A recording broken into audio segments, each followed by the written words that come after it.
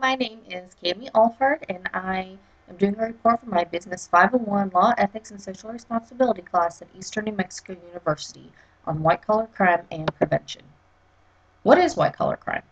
Edwin Sutherland introduced the term white-collar crime in 1940 and defined it as crime in the upper or white-collar class composed of respectable or at least respected business and professional men. It consists of violations of delegated or implied trust. According to the FBI's website, white-collar crime encompasses a wide range of frauds committed by business and government professionals. And the U.S. Department of Justice says white-collar crime is a non-violent criminal act involving deceit, concealment, subterfuge, or other fraudulent activities. In other words, white-collar crime criminals use their influential positions such as CEO, CFO, president, personal investors, political leaders, etc. to elicit trust and finances for illegal gain. There are several types of white-collar crimes. We have bank fraud, blackmail, bribery, cell phone fraud, computer fraud, counterfeiting, credit card fraud, embezzlement, extortion, forgery, healthcare fraud, insider trading, insurance fraud, investment schemes, kickbacks, money laundering, racketeering, security fraud, tax evasion, telemarketing fraud, welfare fraud, and weights and measures. So, in this, we have the computer fraud, which is people stealing information off of your computer. Bank fraud, you're stealing money from the banks. Credit card fraud, you're using other people's credit cards to charge, whatever it is that you want to purchase on other people's cards. You're stealing their number, their information. Insurance fraud, you're charging Medicare for patients you aren't actually seeing.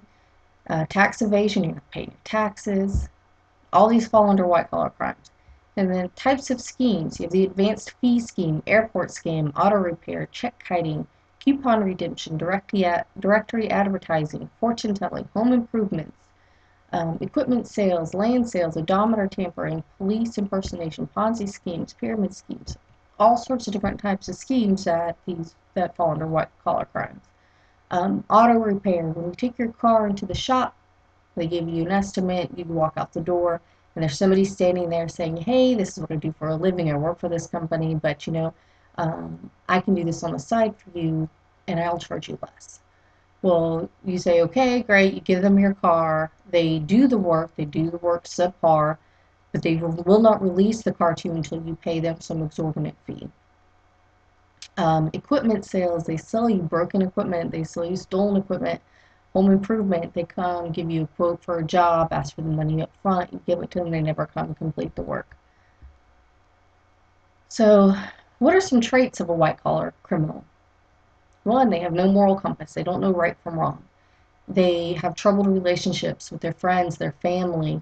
They have deception tendencies where they lie when there's no need to lie. They're very arrogant, they're clever and creative, can make up stories on the spot, can make you believe anything you want to believe.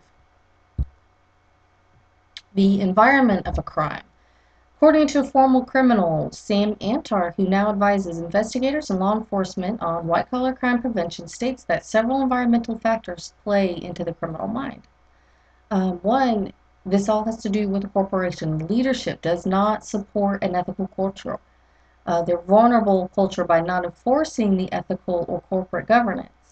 There are unreasonable compensation structures that can breed immoral behavior. There are several agencies that investigate white-collar crimes. There's the SEC, the Commodity Futures Trading Commission, the Financial Industry Regulatory Authority, Federal Trade Commission, the Office of Foreign Asset Control, the IRS, the FBI, the Federal Banking Regulations, and state law enforcement agencies. White-collar crime falls under several different jurisdictions. So let's look at the SEC. The SEC's mission is to protect investors and maintain the integrity of the securities market.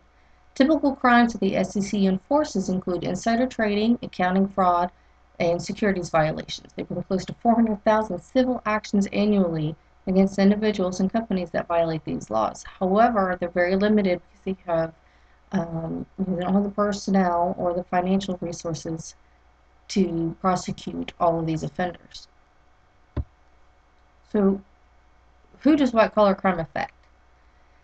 In business, it affects all the employees of the business. They lose their 401k funds. They lose their profit sharing. They lose their jobs. Their families are affected. Whoever buys these products, they're affected. There's new regulations and taxes imposed on certain items because of these frauds that have been committed. There's increased insurance premiums, increased cost of products, increased regulations on the business, such as Sarbanes-Oxley. There have been several laws created to thwart the white-collar crimes. There's the mail fraud law, wire fraud, healthcare fraud, conspiracy fraud, counterfeiting and forgery, embezzlement and theft, money laundering, racketeering, bribery, fraud and false statements, obstruction of justice, tax crimes, bank frauds, economic espionage, telemarketing fraud, tax crime, the Securities Act of 1933, the Securities Exchange Act of 1934, Healthcare Fraud Enforcement Act of 2009, and the Fraud Enforcement Recovery Act of 2009, which enhanced the criminal enforcement of federal laws as it relates to mortgage, securities, and commodity frauds. How do you prevent white-collar crime? For companies, you must conduct a formal risk assessment. Identify all the potential fraud schemes that may occur, possible concealment strategies, high-risk employees in the high-risk positions, lack of controls that are in place, and then implement new controls and create red flags. Types of red flags that you need to create are, if a transaction is done outside of normal hours, or if large number of transactions are being done and these amounts are being rounded. But then you have to be able to have the control in place to make sure that all these accounts are being reconciled in a timely manner so that you can catch these transactions that are being done. Do you have documentations that are missing or altered, backdated, missing signatures, have questionable signatures? And do you have employees whose behavior is starting to change? Are they coming in later, leaving later? Do they act suspicious? Other ways to prevent white-collar crimes is conduct background checks on new employees. When investing with an individual or company, ask for references and conduct your own due diligence. And trust your instinct. In many cases, red flags are thrown up, such as unreasonable expectations of returns. Watch all of your accounts. Use proper antivirus on your computers. Look out for spyware and malware on your computer. Keep track of your credit cards. Run credit history checks on yourself. So white-collar crime and ethics. Because white-collar crime is not a violent offense, it is not viewed the same as other crimes, such as burglary, domestic violence, rape, murder, and it's not well researched. Only recently has the spotlight been cast on these sorts of crimes and criminals, but many do not face jail time. According to our book, white-collar crime does more damage in monetary and emotional loss in 1 year than violent crimes do in several years combined. Many of these criminals lack a moral compass and follow a different moral philosophy than non-criminals. They use certain justifications to carry out their crimes. They deny responsibility for their crimes. They think that the crimes are victimless. It doesn't affect anybody but themselves.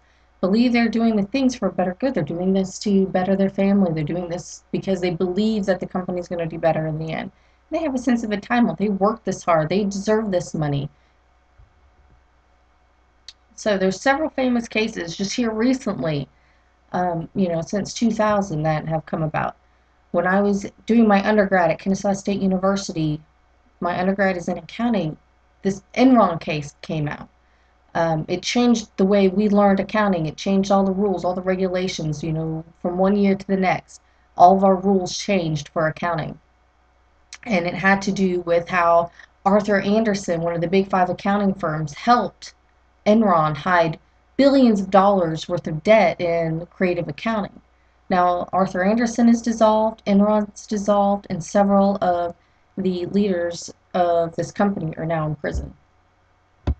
Worldcom is one of the telecommunications giants, and in 2000, they hid billions of dollars as well, which created the company to go into bankruptcy. All the employees lost their jobs. And the CEO was sentenced to 25 years in prison for conspiracy and security fraud. Bernie Madoff in 2008 stole millions of dollars from investors and created fake trading reports. His son is the one that reported him. And in 2009, he pled guilty to 11 federal crimes, including securities fraud, money laundering, and theft from employee benefit plan. He was served with 150 years in prison and a $170 billion restitution. And since then, his son has committed suicide as well as one of the investors. Martha Stewart was arrested and charged with insider trading. She was told by the founder of a company, Samuel Waskell, that this experimental cancer drug was going to fail FDA approval. So she withdrew. She sold her $230,000 of stock. So she was then found guilty of obstruction of justice, conspiracy, and lying about a sale of stock and served 5 months in prison, while Waskell was sentenced with 7 years. The Adelphia collapse in 2002 was the 5th largest cable provider in the U.S. The founder, John Regis, and his son, Timothy, embezzled money from the corporate investors and used it for their personal use. And they're both serving terms right now in jail. Tyco's CEO stole more than $150 million from the company, $2 million which was used on his wife's birthday party. And another case which was brought more into the spotlight with the 2002 movie Catch Me If You Can had to do with Frank Abagnale, where he served time in France, Sweden, and the U.S. for check fraud, credit card fraud. He impersonated a pilot, impersonated a doctor, and in the U.S. he exchanged his freedom for the ability to help the government teach them how to detect and prevent others from this kind of fraud. So here are my list of references, and let me know if you have any questions or remarks.